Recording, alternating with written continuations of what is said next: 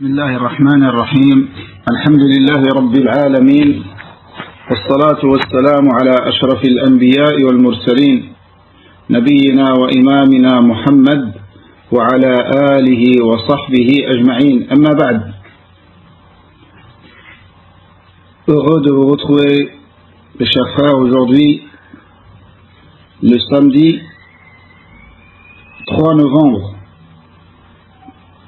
de l'année 2018, correspondant au 25 Safar de l'année 1440 de l'Hégire, afin de poursuivre, bi'idhnillah, notre lecture dans le livre de l'imam revivificateur de la religion dans la deuxième moitié du XIIe siècle, l'imam Muhammad ibn Abdul Wahhab, qu'Allah lui fasse grandement miséricorde et qu'Allah élève son degré dans le paradis,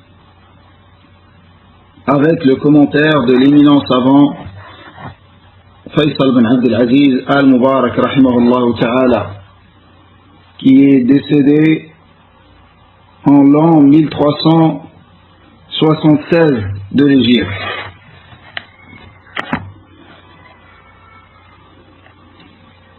On s'était rendu, donc on a vu qu'on a fini avec le chapitre dans lequel l'auteur, rahimahullah,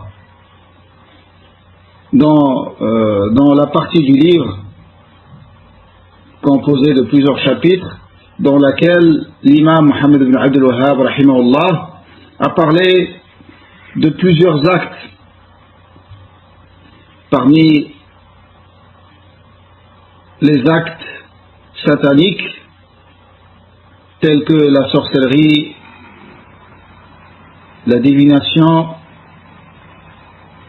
ainsi de suite, ces actes dans lesquels tombent beaucoup de musulmans, illa man rahimallah, sauf ceux à qui Allah Azza wa Jalla a fait miséricorde, et qui ont un lien direct, comme on l'a vu, avec Tawhid, et avec la pratique de Tawhid. Ensuite, là, il va entamer une nouvelle partie de ce livre, dans laquelle il va parler des adorations du cœur. En 5 chapitres, il va parler de l'amour, la crainte, at-tawakkul, placer totalement sa confiance en Allah Azza wa Jal, ar-raja, l'espoir, wal-ya'su min rahmatillah, désespérer de la miséricorde d'Allah, espérer, désespérer. Et le dernier chapitre, il va parler de sabr. Donc tout ça, ce sont des actes du cœur. Et comme vous savez, de manière générale, la règle, c'est que les actes du cœur ont plus de mérite, beaucoup plus de mérite que les actes des membres. De la même manière que les péchés du cœur sont beaucoup plus graves que les péchés des membres et de l'apparence.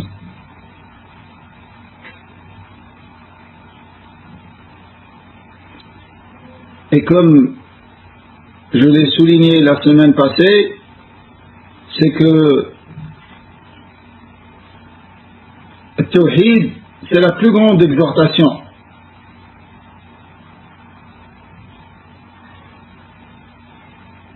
Et en particulier, ces chapitres représentent une exhortation encore plus forte. Donc celui qui veut faire un rappel sur quelque chose qui touche les gens et qui touche directement leur cœur, il peut choisir un de ces 5 chapitres à titre d'exemple. Malgré que le Tawhid, de manière générale, c'est la plus grande des exhortations, c'est la meilleure des adorations, c'est la plus grande des bonnes actions. Mais quand les gens ne connaissent pas encore la valeur de Tawhid, vous le constatez dans les cours de Tawhid, les gens sont beaucoup moins nombreux que dans des assises dans lesquelles des assises de conteurs d'histoires dans lesquelles il raconte des histoires et qu'un tel, il lui est arrivé telle chose et ainsi de suite. Mais quand le serviteur connaît la valeur de Tawhid, il n'est pas plus attaché à l'apprentissage d'une chose plus que Tawhid. Et cela ne veut pas dire négliger les autres sciences de la religion, qui sont importantes également. Mais il s'agit ici de placer chaque chose à sa place qui lui convient et lui donner de l'importance proportionnellement à son importance dans la religion de l'islam. Et le Tawhid, il occupe le summum des sciences de la religion. C'est la science la plus noble, car la noblesse d'une science est fonction de son sujet. Et dans le Tawhid, t'apprends à connaître ton Créateur, connaître ses droits sur toi. C'est ça le Tawhid, c'est connaître Allah Azza wa Jal et connaître ses droits afin de l'adorer comme il aime qu'il soit adoré subhanahu wa ta'ala. Donc dans ce chapitre, l'auteur rahimahullah parlera de l'amour, cette adoration immense parmi les adorations du cœur, qui représente une condition de la validité de l'attestation de foi Ashhadu an la ilaha illallah. C'est une des conditions de validité de cette shahada. Aimer Allah et aimer la parole la ilaha illallah et aimer ce que Allah Azza wa Jal a légiféré et ne pas avoir de haine ni de refus à l'égard d'une législation parmi les législations d'Allah subhanahu wa ta'ala. Les hommes de science précisent que l'amour, du point de vue de son jugement, est de 4 catégories. Le premier, l'amour obligatoire, aimer Allah et tout ce qui en découle de l'amour d'Allah, c'est-à-dire l'amour de son prophète alayhi salatu wassalam, l'amour de sa religion, l'amour de sa législation, l'amour des croyants, l'amour del muwahhidin, ainsi de suite. Ça, c'est un amour obligatoire. La deuxième catégorie, un amour interdit.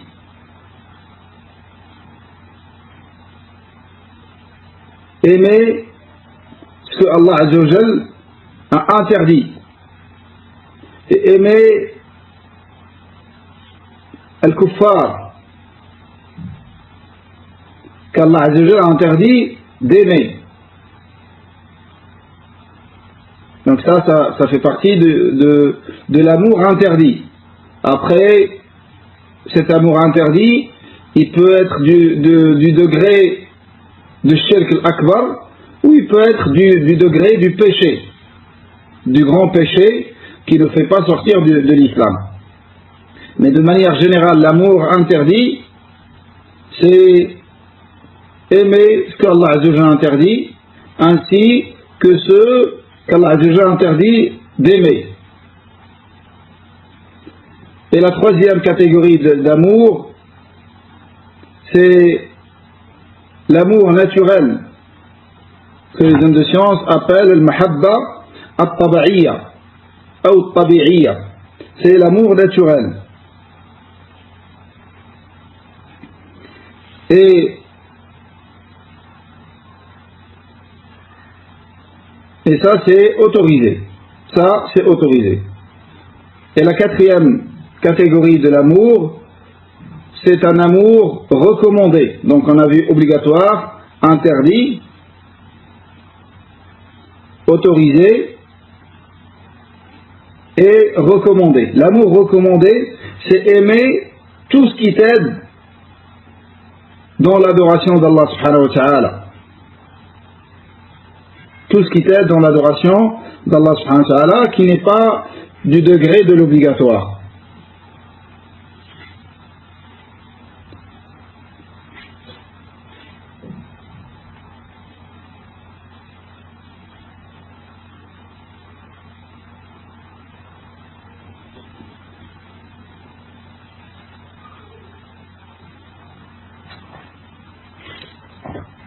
L'auteur, rahimahullah, a cité dans ce chapitre 2 versets et 2 ahadith et 2 athar. 6 dalils qu'il a cités dans ce chapitre intitulé باب قول الله تعالى ومن الناس من يتخذ من دون الله أندادا يحبونهم كحب الله الآية. Donc ça c'est le 30e chapitre de ce livre que l'imam Mohammed ibn Abdel Wahhab rahimahullah a intitulé chapitre au sujet de la parole d'Allah dans le sens approximatif. Parmi les hommes, il en est qui prennent en dehors d'Allah des égaux à lui, en les aimant comme on aime Allah. Donc cette traduction, c'est selon une des explications de ce verset. Ils les aiment comme on aime Allah. Ce sont des kuffars qui aiment leur divinité comme les croyants aiment Allah. Une autre explication, ils aiment les idoles comme ils aiment Allah. Ça veut dire que c'est des associateurs. Ils aiment Allah, mais ils aiment les divinités avec Allah.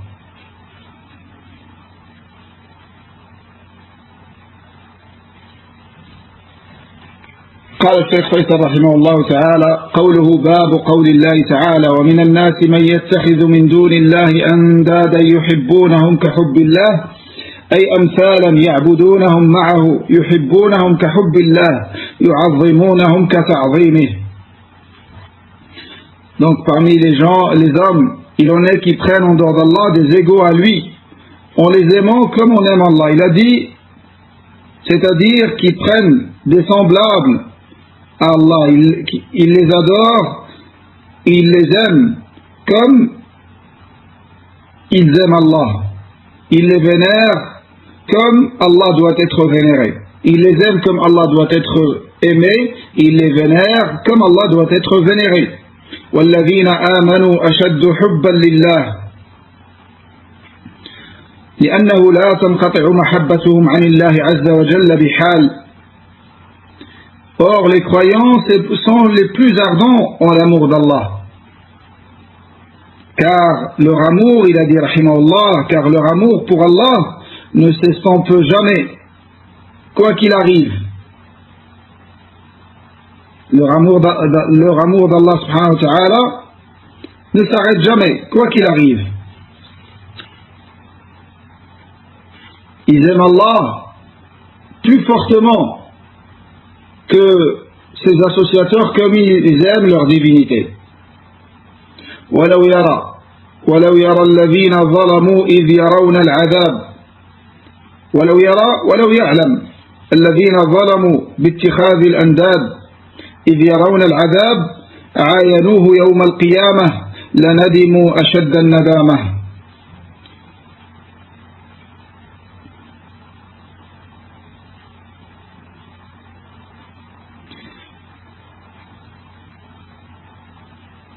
Donc, ensuite, le verset وَلَوْ يَرَى الَّذِينَ ظَلَمُوا إِذْ يَرَوْنَ الْعَذَابِ. Si seulement, quand les injustes verront, le verbe qui est utilisé c'est voir, mais sa signification c'est savoir, car le verbe voir en arabe, il peut signifier la vision avec l'œil et il peut signifier la vision avec la science. Et c'est selon la phrase qu'on arrive à savoir. Ici, c'est voir dans le sens savoir. وَلَوْ يَرَى الَّذِينَ ظَلَمُوا, quand les injustes sauront. Les injustes, quand ils verront le châtiment, c'est-à-dire quand ils le verront réellement, et ils sont injustes car ils ont pris, il a dit Cheikh Faisal rahimallah, leur injustice et leur zulm, c'est qu'ils ont pris des égaux à Allah subhanahu wa ta'ala. Quand ils verront le châtiment, ils regretteront le plus grand des regrets. Ils auront le plus grand des regrets et le plus grand des remords. أن القوة لله جميعا وأن الله شديد العذاب. Ils auront un grand regret quand ils verront le châtiment d'Allah Azza wa Jal, et ils sauront qu'il n'y a pas moyen de revenir en arrière.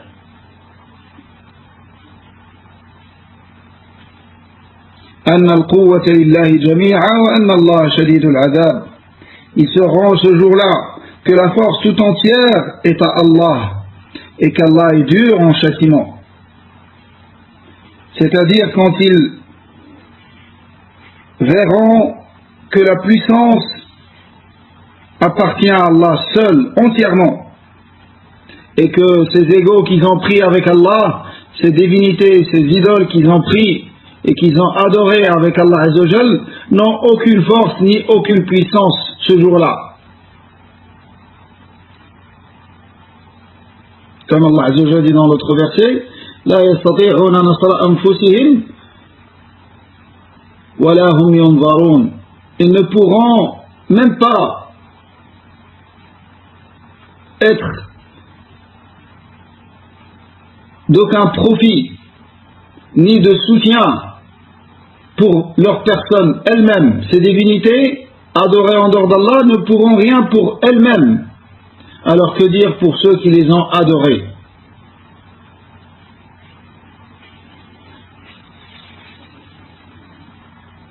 إذ تبرأ الذين اتبعوا من الذين اتبعوا ورأوا العذاب وتقطعت بهم الأسباب. Quand les meneurs, c'est-à-dire ceux qui étaient suivis, quand ils vont se désavouer de ceux qui les ont suivis, quand ceux qui ont été suivis se désavoueront de leurs suiveurs, c'est-à-dire les têtes, ceux qui ont été suivis, c'est les têtes. Quand les têtes se désavoueront des suiveurs. وَرَأَوْا الْعَذَابَ وَتَقَطَّعَتْ بِهِمُ الْأَسْبَابِ. À la vue du châtiment, les liens entre eux seront bien brisés, c'est-à-dire l'amour. Les liens qu'ils avaient entre eux, l'amour qu'ils avaient pour leur divinité, sera brisé et cassé et ne leur sera d'aucun profit. وقال الذين اتبعوا لو أن لنا كرة فنتبرأ منهم. Et les suiveurs diront, si un retour, c'est-à-dire sur terre, était possible, un retour vers le bas monde, si c'était possible, on serait désavoué d'eux, c'est-à-dire des têtes, كما تبرأوا منا, comme ils se sont désavoués de nous. كذلك يريهم الله أعمالهم حسرات عليهم. Ainsi Allah Azza wa Jal leur fera voir leurs actions qui seront une source de remords pour eux, source de remords et de regrets. وما هم بخارجين من النار. Ils ne pourront pas sortir du feu de l'enfer, والعياذ بالله. Wallahi, ce verset dans Surat al-Baqarah te fait voir d'une manière claire que rien ne pourra te sauver du châtiment de l'enfer sauf l'attachement à la religion d'Allah Azza wa Jal et le suivi de son noble message, et que le fanatisme pour les gens ne te sera d'aucun profit. Ta'assub lil ashkhas n'est d'aucun profit. Mais Salafi, il lui est demandé de suivre le haqq avec son dalil et de se désavouer de tout ce qui contredit al-haqq et de se désavouer de tout ce qui contredit le haqq. C'est ça qui te sauvera auprès d'Allah Azza wa Jal. Et il ne te sauvera pas de dire que j'étais derrière un tel ou un tel. Il faut connaître le haqq et le suivre.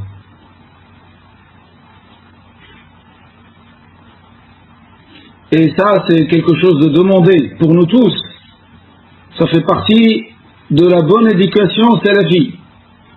Ça fait partie de la bonne éducation salafi de ne pas avoir de ta'assub pour les hommes, quel que soit leur statut. Et ça veut pas dire leur manquer de respect. Mais le haqq est plus à même d'être suivi. Et celui parmi les hommes de science, parmi Al-Sunnah wal-Jama'a, qui ont eu un avis, une position contraire au dalil, parmi ceux qui sont connus pour suivre le dalil et suivre le haqq, on ne les suit pas dans cette erreur. Car si eux ils sont excusés, récompensés une fois, celui qui les suit, tout en sachant que le haqq n'est pas dans leur avis ni dans leur position, il ne sera pas récompensé comme eux. Il ne sera pas excusé comme eux. Il faut qu'on s'habitue à suivre le haqq partout qu'il soit. Bien évidemment, on demande le haqq chez les gens de le haqq. Ça ne veut pas dire aller non plus chez les égarés, les innovateurs et regarder ce qu'ils ont comme vérité et la prendre. Non. C'est pas ça qui est voulu. Ce qui est voulu, c'est suivre le haqq chez les hommes de science connus par le haqq, connus par Salafiyya. Et si l'un d'entre eux a une position qui n'est pas conforme au haqq, il ne faut pas le suivre dans cette position.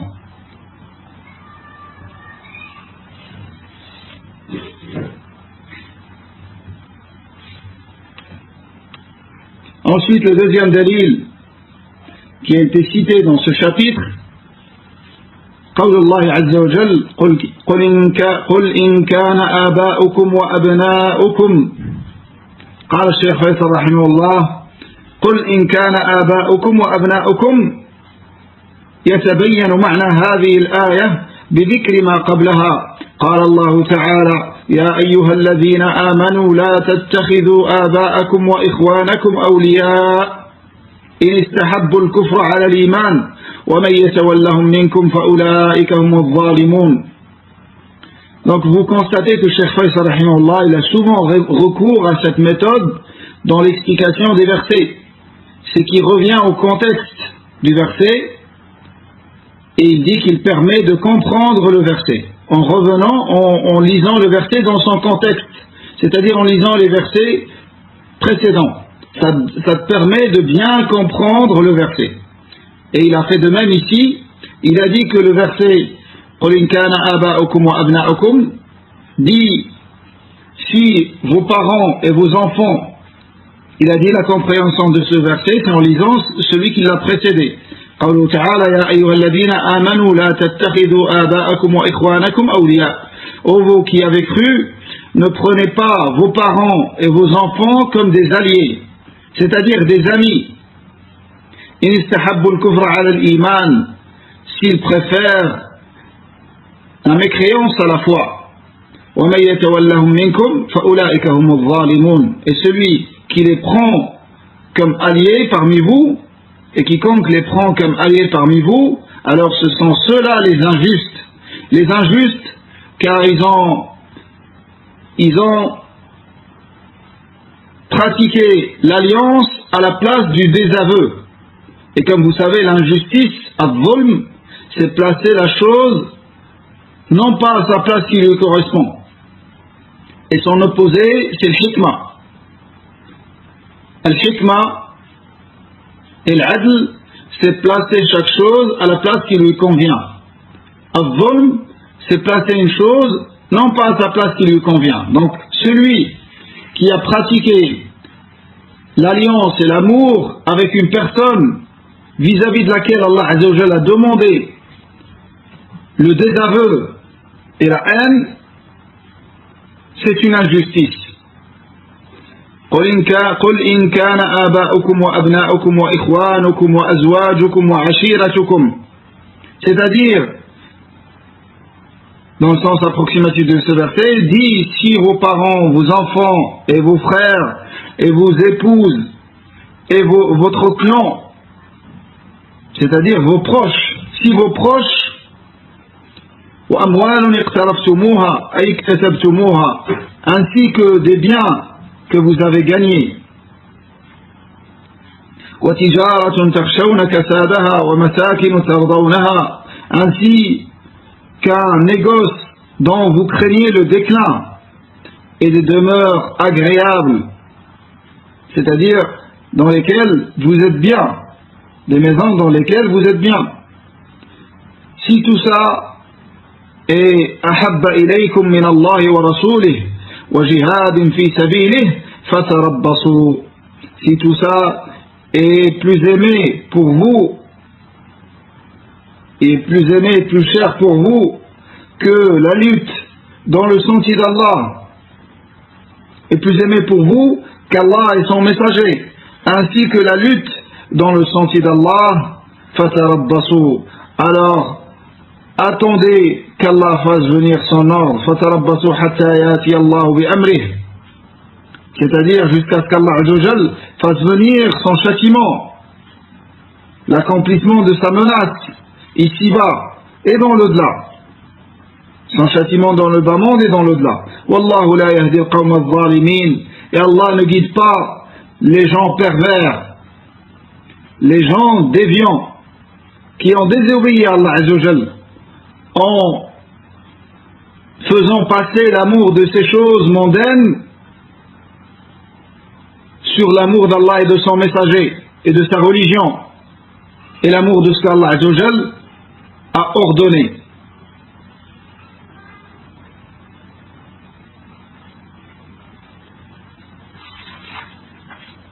Donc là, pour résumer un petit peu, l'amour de ces choses qui sont citées dans le verset, les choses aimées par tout le monde, l'amour des parents, l'amour des enfants, l'amour des épouses,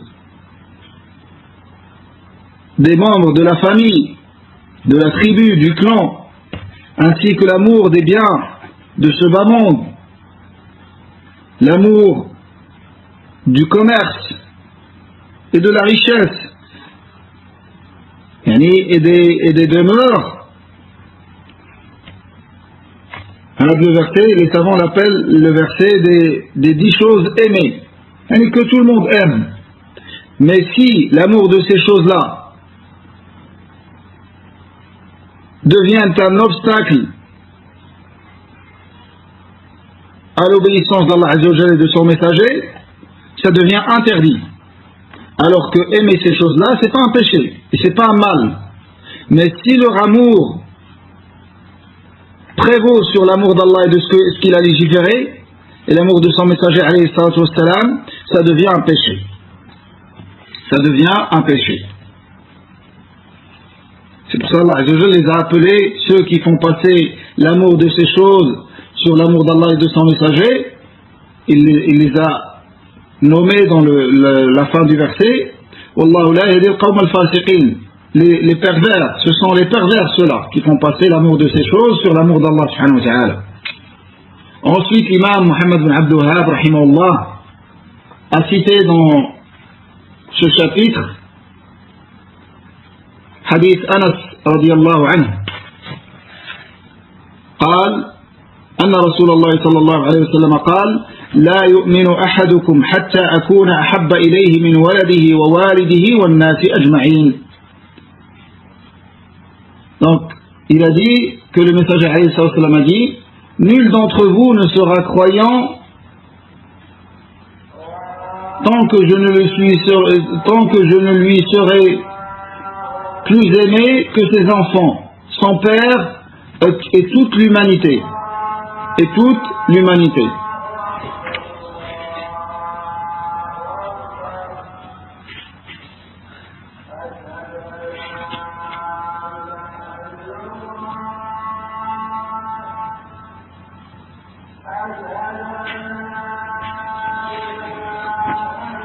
Donc il a dit, Cheikh Faisal rahimahullah, par rapport à ce hadith,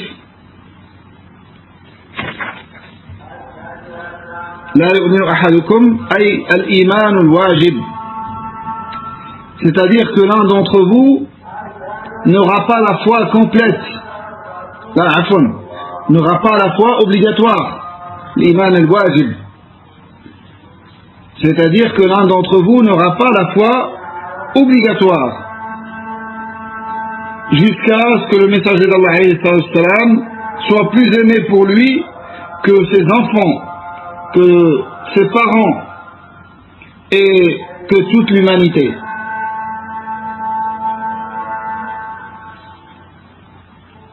Et Cheikh Faisal rahimahullah a rapporté une version dans l'authentique de Bukhari de ce hadith, dans laquelle Omar ibn Khattab radiyallahu anhu a dit: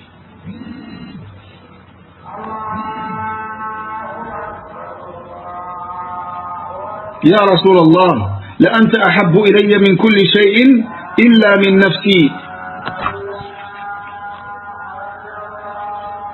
Donc cette version,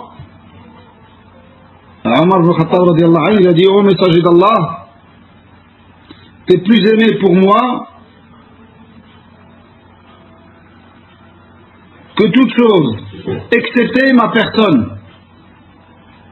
فقال يعني النبي عليه الصلاة والسلام: والذي نفسي بيده حتى أكون أحب إليك من نفسك. فقال له عمر: فإنك الآن أحب إلي من نفسي. فقال: الآن يا عمر. رواه البخاري. Donc Omar ibn Khattab radiyallahu anhu, il a dit au messager d'Allah alayhi salatu wassalam: ô messager d'Allah, t'es plus aimé pour moi que toute autre chose, excepté ma personne. Le Nabi alayhi salatu wassalam lui a dit: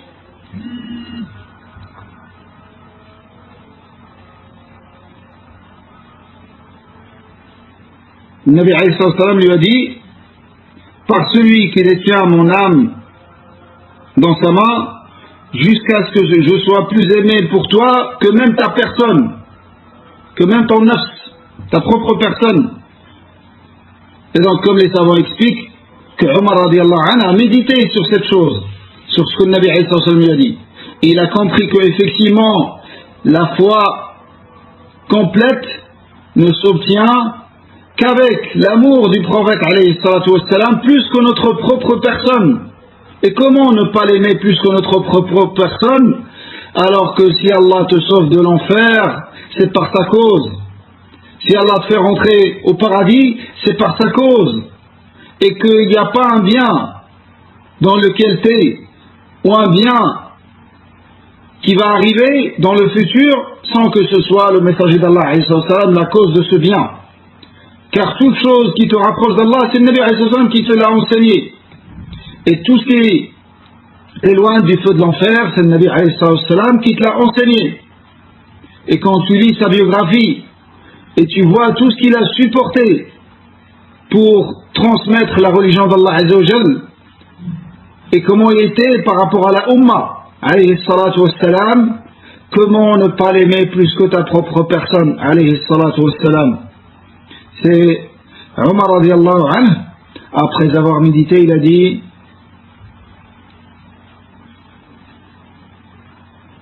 il lui a dit au messager d'Allah: maintenant, t'es plus aimé pour moi que ma propre personne. Il lui a dit: Al-ana ya Omar, maintenant ya Omar. C'est-à-dire que maintenant, tu as atteint la foi complète.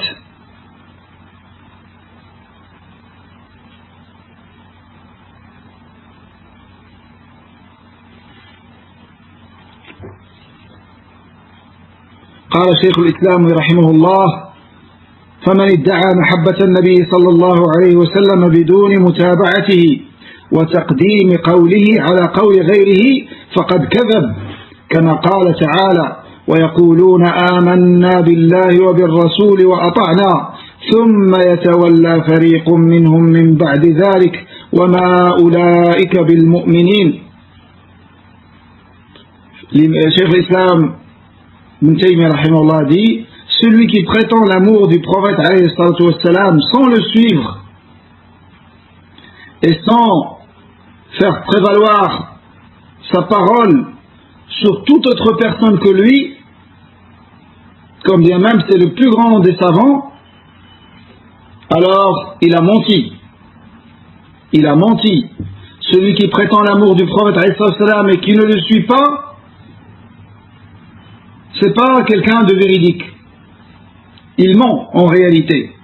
Comme Allah Azza wa Jalla dit, وَيَقُولُونَ آمَنَّا بِاللَّهِ وَبِالرَّسُولِ وَأَطَعْنَا, ils disent, nous avons cru en Allah et au messager et nous avons obéi.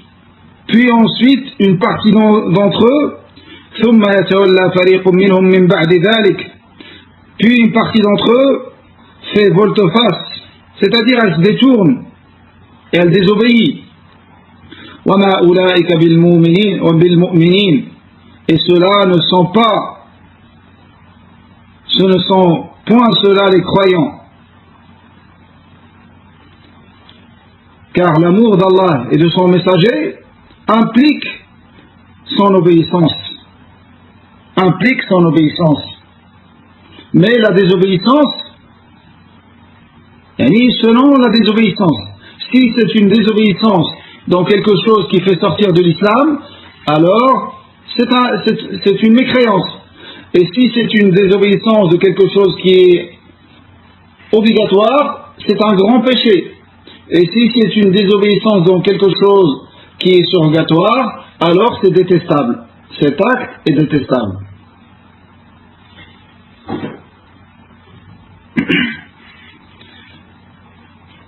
Le deuxième hadith dans ce chapitre, hadith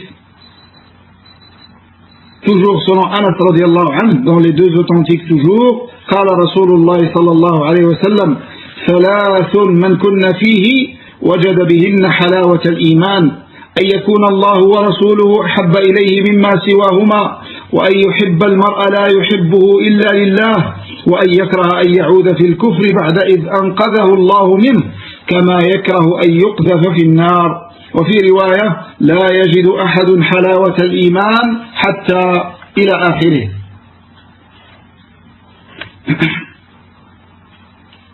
Donc le deuxième hadith dans ce chapitre, toujours selon Anas radiallahu anhu, il dit que le messager alayhi sallam a dit trois choses.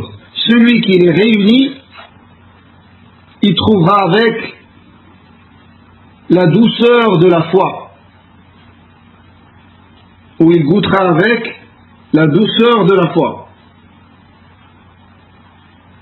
Qu'Allah et son messager lui soient plus aimés que toute autre chose, qu'il n'aime les personnes que pour Allah, et qu'il déteste retomber dans la mécréance après en avoir été sauvé par Allah, autant que l'on déteste être jeté dans le feu de l'enfer. Et dans une autre version, personne ne goûtera la douceur de la foi jusqu'à la suite du hadith.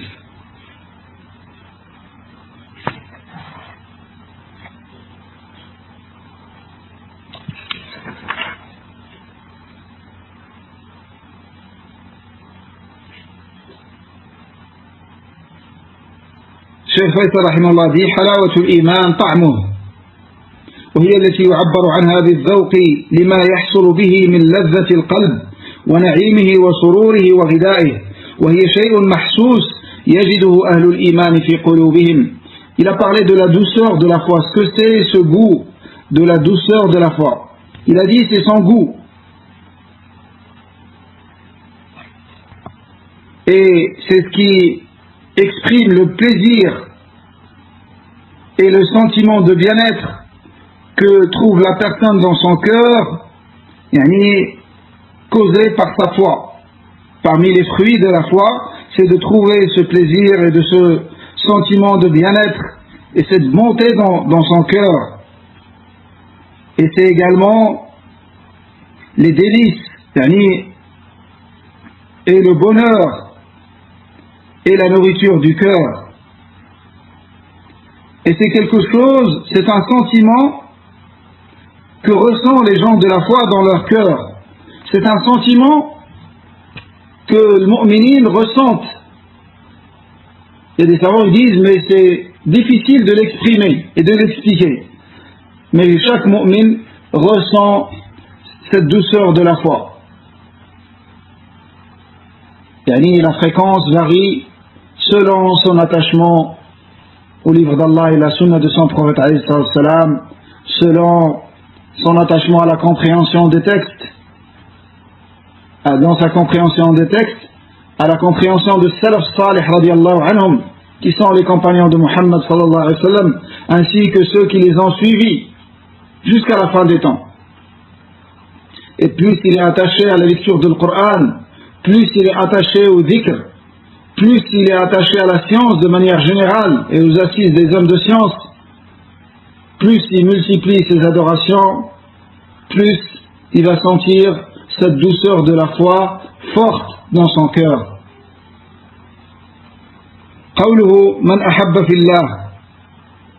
Donc après il est passé au athar de Abdullah ibn Abbas radiyallahu anhuma, dans lequel il dit: celui qui aime en Allah, déteste en Allah, s'allie pour Allah et prend comme ennemi pour Allah, obtiendra par cela l'alliance d'Allah. Et le serviteur ne goûtera pas la douceur de la foi, si nombreuses soient ses prières et jeûnes, avant d'être ainsi. Et il a dit: et aujourd'hui, la fraternité entre les gens se base sur les affaires d'ici-bas. Mais ceci ne leur sera d'aucune utilité, d'aucun profit. Rapporté par l'imam Ibn Jarir al-Tabari, selon Abdullah ibn Abbas. Donc quand il dit man ahabba fillah, ay ahabba ahl al-iman billahi wa ta'atihi, من أجل ذلك وأبغض في الله أي أبغض من كفر بالله وأشرك به وفسق عن طاعته لأجل ما فعلوه. Celui qui aime en Allah, c'est-à-dire il aime les gens de la foi, ceux qui croient en Allah, et les gens de l'obéissance à Allah, il les aime pour cette raison, pour leur foi en Allah et pour leur obéissance pour Allah subhanahu wa ta'ala. Il déteste en Allah les gens de la mécréance, ceux qui mécroient en Allah subhanahu wa ta'ala et qui lui donnent des associés, et les déviants, ceux qui ne sont pas dans l'obéissance à Allah, à cause de ce qu'ils ont fait également. Donc il les aime pour leurs actes, il les déteste pour leurs actes également. Il les aime pour leurs actes qu'Allah aime, il les déteste pour leurs actes qu'Allah déteste. Et dans l'amour et dans la haine qu'il doit avoir pour les ennemis d'Allah Azza wa Jal, cela est proportionnel au péché. Et dans l'amour, c'est proportionnel à l'adoration d'Allah Azza wa Jal. Donc tu vas aimer Abu Bakr radiallahu anhu plus que Omar, et tu vas aimer Omar plus que Uthman, et tu vas aimer Uthman plus que Ali radiallahu anhum, à titre d'exemple.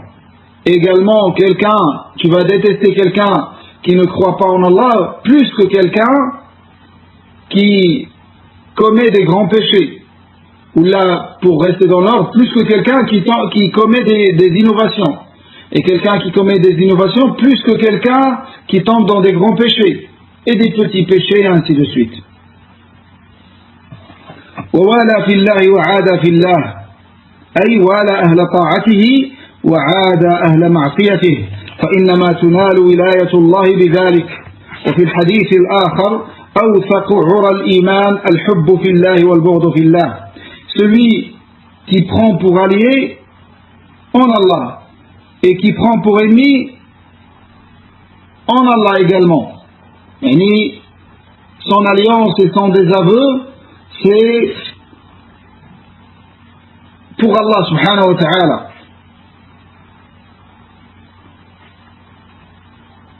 Cheikh Faisal rahimahullah expliqué, c'est-à-dire il s'allie avec les gens de l'obéissance à Allah.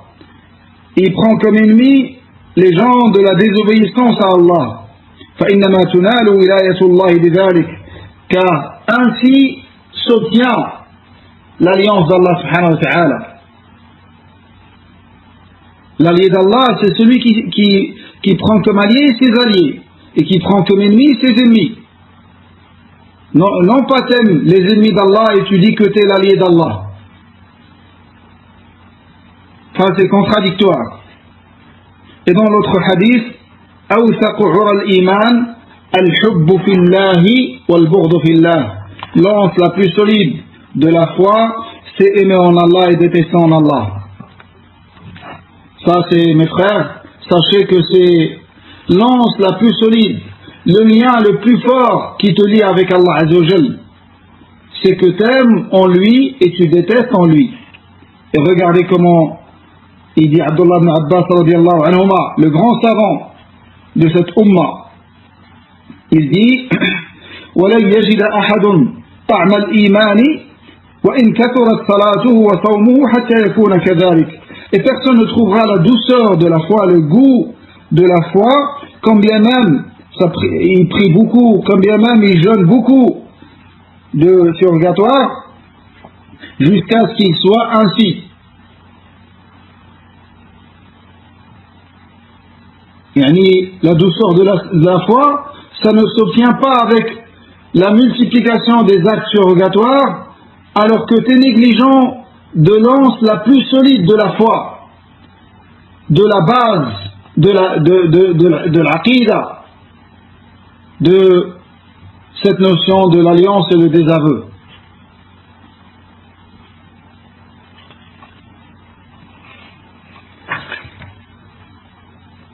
وفي حديث أبي أمامة مرفوعا من أحب لله وأبغض لله وأعطى لله ومنع لله فقد استكمل الإيمان رواه أبو داود. Donc il a cité un autre hadith qui est dans le même sens que ce qui est cité ici. Celui qui aime en Allah et qui déteste en Allah et qui donne en Allah et qui prive pour Allah, alors il aura complété la foi. Rapporté par l'imam Abu Daoud rahimahullah, authentifié par Cheikh Al-Albani rahimahullah. Ensuite, Abdullah ibn Abbas, il dit, toujours dans ce affaire, وَقَدْ صَارَتْ عَامَّةُ مُؤَاخَاةِ النَّاسِ عَلَى أَمْرِ الدُّنْيَا. Un constat, c'est que déjà à son époque, la fraternité entre les gens est devenue basée uniquement sur les affaires de dunya. Et non pas sur cette notion qu'il a citée, qui est le hubbu fillah et le bughdu fillah. C'est pas il te déteste à cause de tes péchés, à cause de ton éloignement d'Allah Azza wa Jal. Il te déteste parce que tu l'as devancé dans une affaire de dunya, parce que Allah t'a accordé des richesses, parce que Allah t'a accordé ça, pour des choses de dunya.